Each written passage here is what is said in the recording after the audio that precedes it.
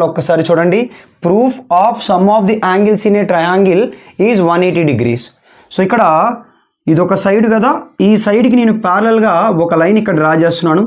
ఎలా చేస్తున్నాను ఒకసారి చూడండి, ఈ సైడ్కి ప్యారలల్గా ఇక్కడ ఒక లైన్ డ్రా చేస్తున్నాను, ఓకేనా. సో అప్పుడు ఇక్కడ యాంగిల్ నేను ఏమనుకున్నానంటే ఆల్ఫా అనుకున్నాను, ఇక్కడ యాంగిల్ నేను బీటా అనుకున్నాను, ఇక్కడ యాంగిల్ నేను ఏమనుకున్నానంటే గామా అనుకుంటున్నాను. సో మీరు కరెక్ట్గా అబ్జర్వ్ చేసినట్లయితే సో ఇది ఈ రెండు లైన్స్ ప్యారలల్గా ఉన్నాయి కాబట్టి ఆల్టర్నేటివ్ యాంగిల్స్ ఇప్పుడు ఎలా ఉంటాయి, ఈక్వల్గా ఉంటాయి. అంటే ఈ యాంగిల్ ఏమవుతుంది చెప్పండి, ఆల్ఫా అవుతుంది. అలాగే ఇక్కడ బీటా ఉంది కదా, ఇప్పుడు ఇలా చూసుకున్నట్లయితే సో ఇందులో ఏంటంటే ఇక్కడ కూడా ఆల్టర్నేటివ్ యాంగిల్స్ ఇక్కడ బీటా అయితే ఇక్కడ కూడా ఏమవుతుంది, బీటా అవుతుంది.